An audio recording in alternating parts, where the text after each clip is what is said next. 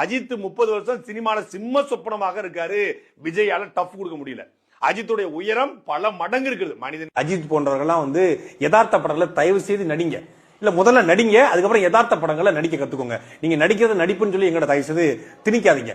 மலை மோகன்லால்ட்ட கத்துக்கோங்க, மம்முட்டிட்ட கத்துக்கோங்க, இங்க கமலஹாசன் கத்துக்கோங்க. கத்துக்கிட்டு எங்களை ஏமாத்தாம கொஞ்சம் நடிக்க கத்துக்கோங்க. எத்தனை நாள் வலி அவங்க நல்ல திரைப்படங்கள், குறிப்பா விஜய் அவர்கள் தொடர்ச்சியா சமூக அக்கறை கொண்ட படங்களை நடிக்கிறாங்க.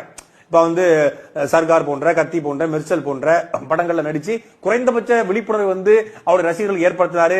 ஸ்டெர்லைட் போன்ற போராட்ட காலத்துக்கு ஆதரவு தெரிவிக்கிறாரு. இது போன்ற சமூக அக்கறை ஒவ்வொரு நடிகருக்கு வேணும். அப்ப இந்த 10 ஆண்டு காலத்துல குறிப்பா துப்பாக்கியில் தொடங்கி மாஸ்டர் வரைக்கும் மாபெரும் வெற்றியை கொடுத்தது விஜய் அவர்கள் தான்.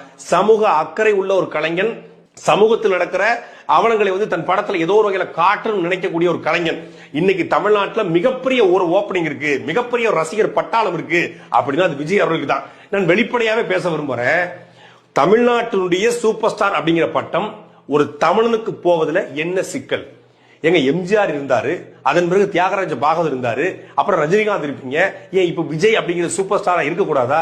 ஒரு தமிழன் தமிழ்நாட்டில் சூப்பர் ஸ்டாரா இருப்பதுல என்ன பிரச்சனை உங்களுக்கு? ரஜினிகாந்த் தான் கிட்டத்தட்ட 30 வருஷம் 40 வருஷம் சூப்பர் ஸ்டார் இருந்துட்டாரு. அந்த பட்டம் என்ன அவருக்கு பட்டயம் போட்டு எழுதி கொடுக்கப்பட்டிருக்கா? சூப்பர் ஸ்டார் பட்டம் ஒரு காலத்துல ஒன்ஸ் அப்பான டைம்ல அவரும் சூப்பர் ஸ்டாரா இருந்தாரு. இன்னைக்கு தமிழ்நாட்டில் விஜய் தான் சூப்பர் ஸ்டார்னு சொல்றதுல என்ன தயக்கம், என்ன பிரச்சனை? விஸ்மியோருடைய அலுவலகத்துக்கு போய் நீங்க சண்டை போற அளவுக்கு உங்களுக்கு ரஜினிகாந்த் மேல போதை ஏறி போய் கிடக்கா? ரஜினிகாந்த் அந்த மயக்கம் உங்களை ஆட்டி படத்துல பார்த்தா அள்ளி அள்ளி கொடுக்கறது, ஏழைகளுக்கு தானம் பண்றது. ஆனா வீட்டுக்கு போனா எச்சுக்கையில கூட காக்கா விரட்டாம ஓடி போயிடுறது. அப்படிப்பட்ட நடிகர்கள் தமிழ்நாட்டில் சூப்பர் ஸ்டாரா இருந்தது போதும். இன்றைக்கு தமிழ்நாட்டில் கார்த்தி, சூர்யா, விஜய்னு தமிழ் நடிகர்களை சூப்பர் ஸ்டாரா கொண்டாடுற காலம் வந்துருச்சு. அதுல இன்றைக்கு மாஸ் கிரௌட் இருக்கிற பெரிய இளைஞர் கூட்டம் இருக்கிற விஜய் தான் தமிழ்நாட்டுடைய சூப்பர் ஸ்டார். அதுல எந்த மாற்று கருத்தும் இருக்க முடியாது. இனிமேல் இந்த மாதிரி பிஸ்மி அலுவலகத்துக்கு போறது, அந்த அலுவலகத்துக்கு போறது, இது வேலையை விட்டுட்டு சுகர் மாத்திரை போட்டு, பிபி மாத்திரை போட்டு ஒழுங்கா தூங்குங்க.